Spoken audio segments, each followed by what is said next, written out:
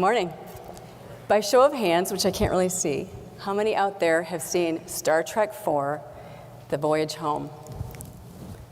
Okay.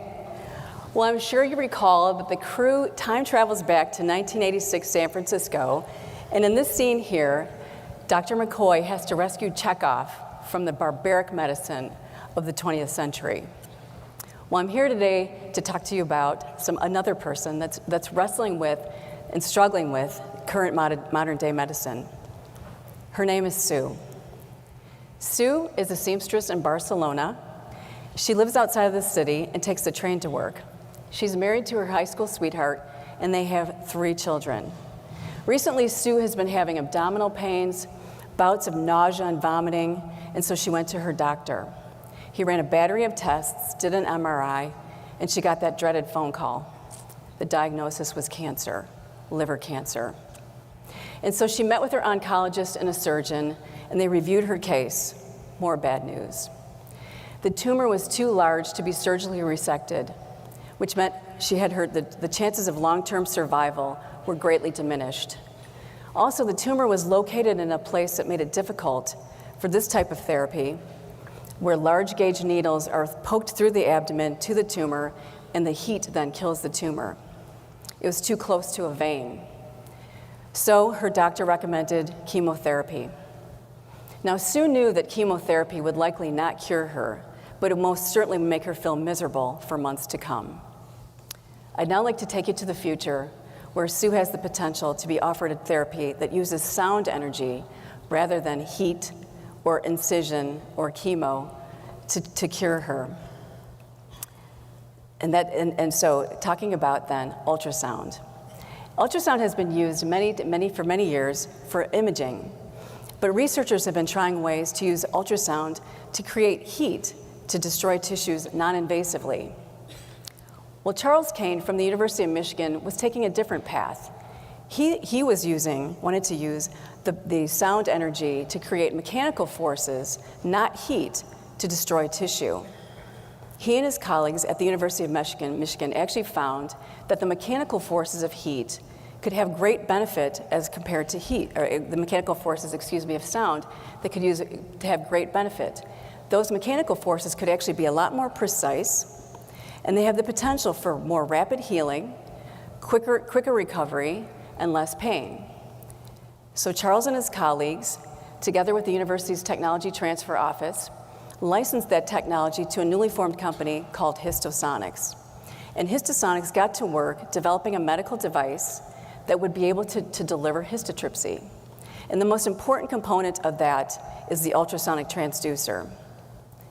And the fundamental part of the ultrasonic transducer is the piezoelectric element. This, when electricity is applied to it, vibrates. And those vibrations then create an ultrasonic wave that can propagate through tissue. Now, by arranging an array of these elements in a concave formation, the transducer then becomes capable of transmitting ultrasonic waves that then increase sharply in strength at the focus. By pulsing those waves, we create the histotripsy effect to destroy tissue at the cellular level. Now, based on this principle, the Vortex RX is being developed to provide physicians the ability to non-invasively treat tissue. The transducer is placed over the target, in this case, a tumor in the liver. Sound energy passes through the body to those tissues, creating an energy field that creates bubbles then. And the expansion and collapse of those bubbles is what mechanically then fractionates those tissues.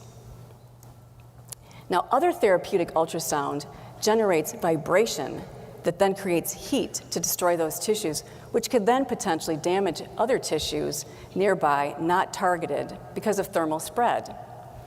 With histotripsy, that pulsing is provided in very, very short pulses that allows then a mechanical force, and so that the range of destruction of that tissue can be precisely controlled and monitored in real time. The tissue then gets naturally absorbed in the body after the treatment, and then natural healthy cells can regrow. This is an MRI image after a histotripsy treatment in a preclinical model. That dark circle there is the treatment zone. Notice the precise surgical-like boundaries that we treated where we wanted to and nowhere else. Now imagine Sue being offered this therapy. She would lie down on a table, the transducer placed over her abdomen, sound waves then generating into the body. Now her physician could see in real time that treatment effect because the bubbles from histotripsy are very easily seen under ultrasound or MRI visualization. Sue could then maybe not even need general anesthesia. The precise targeted treatment of those tissues then without incision and without needles. Now, this type of treatment then is brought forward in our company, Histosonics, and it takes a very special team. Here's a picture of the team. There's me and my co-founders, Tom and Jim, and our first two employees, Russell and Dan. That's me with the blonde hair. And I love this picture because it was drawn by Russell's daughter, Justine. And it, along with other art created by by the employees' children, graced the walls of our office at the company. And so the team here is driving this technology towards patient care. And it takes a very special team, as I said. We've been able to educate the medical device regulators throughout this time frame about the development of the device itself, as well as the technology fundamentals. We've had to create new things and solve engineering challenges. We've also had to tell our story. This team tells the story a lot. We tell the story to potential clinical collaborators, we tell the story to technology resources, and we tell the story to a lot of potential investors. We're always ready to give a pitch to a potential investor. And when pressed, I even gave a pitch at my own son's wedding. And when we tell the story, we hear lots of things. Some people say, that sounds like Star Trek. This could be the non-invasive healing device to replace barbaric medicine. Others say, that sounds like Star Trek. That's too often the future. That's unrealistic. And when we get that feedback, it's very helpful to us because it helps us remember Sue and the millions of others who suffer from the pains of barbaric medicine of today. It helps us to refine the story of our message of the future of surgery. And the future of surgery is becoming a reality right here in the Detroit area. We expect to treat our first patient early next year. And so when we're here today to share positive ideas with the world from Detroit, and I'd like to say, my positive idea, besides fighting disease with sound, is to remember Sue. And to remember millions of others who have that feeling of hopelessness.